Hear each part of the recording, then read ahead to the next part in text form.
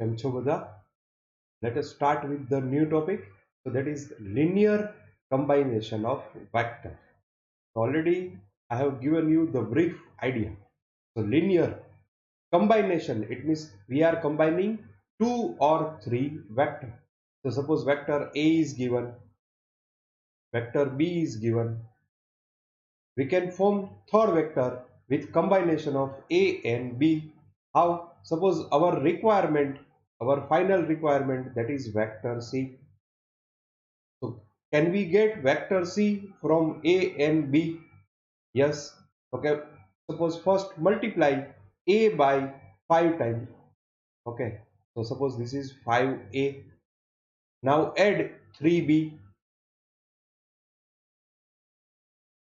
So 5A plus 3B is equal to C. So C is equal to 5A plus 3B. So this is combination of A and B. So this is called linear combination of vector. એટલે કોઈ પણ આપણને એક vectors આપ્યા હોય એનું કોઈ પણ રીતે આપણે કમ્બાઈન કરીને જે વેક્ટર પ્રોડ્યુસ કરે એને શું કહેવાય? તો કે લિનિયર કમ્બાઇનેશન ઓફ વેક્ટર. તો આપણે વેક્ટર એડિશન, વેક્ટર સબસ્ટ્રેક્શન આ બધામાં આપણે આ પ્રિન્સિપલનો યુઝ કરીએ છીએ. ઓકે, તો ઇન રિયાલિટી શું થશે?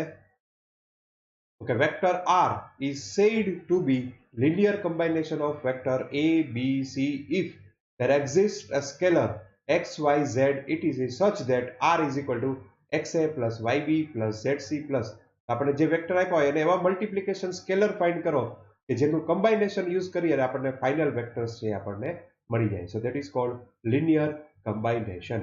તો r1 is equal to 2a plus b plus 3c. તો આ a b c નું કમ્બાઇનેશન, એમાં સ્કેલર 2 1 અને 3. r2 is equal to a plus 3b plus root tc. તો આ abc શું છે? વેક્ટર. અને કમ્બાઇનેશન તો કે 1 3 અને √2 સ્કેલર, અને ફાઇનલ આપણને આ વેક્ટર મેળવો r2. So are linear combination of vectors.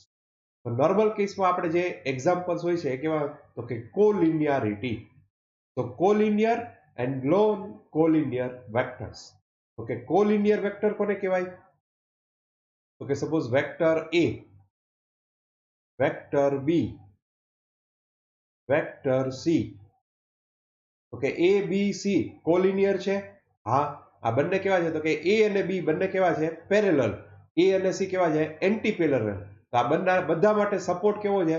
તો કે કા સપોર્ટ એનો કોમન હશે અથવા સપોર્ટ એનો કેવો હશે? પેરેલલ. તો આ કેવા વેક્ટર છે? તો કે કોલિનિયર વેક્ટર. નોન કોલિનિયર કેવા હોય? તો કે આ વેક્ટર A અને આ વેક્ટર B.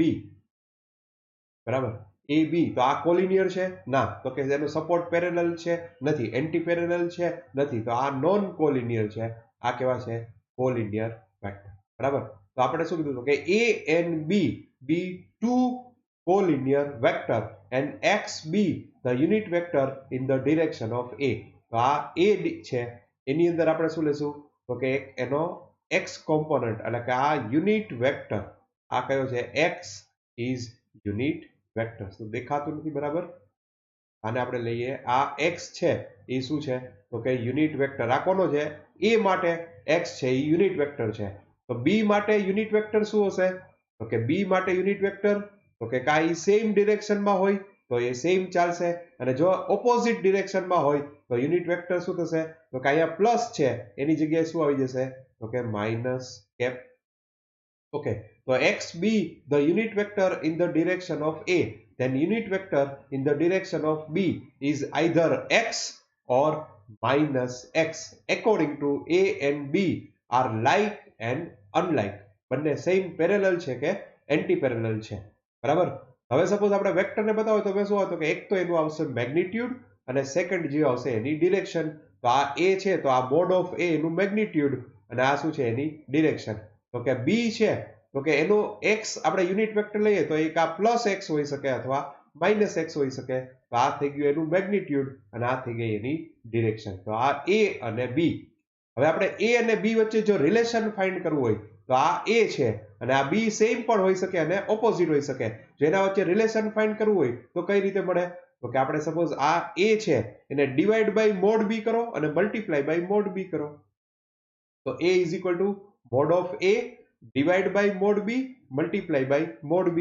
હવે જો આપણે આ મલ્ટીપ્લાય બાય મોડ B જોઈએ તો મોડ બી ઇન્ટુ એક્સ આ શું થાય તો કે ધેટ ઇઝ બી, બરાબર. અને અહીંયા કેવું તો કે પ્લસ પણ હોઈ શકે અને માઇનસ, તો plus or minus mod of A mod of B into B. તો mod of A constant, mod of B constant, બરાબર. તો આ કોન્સ્ટન્ટની જગ્યાએ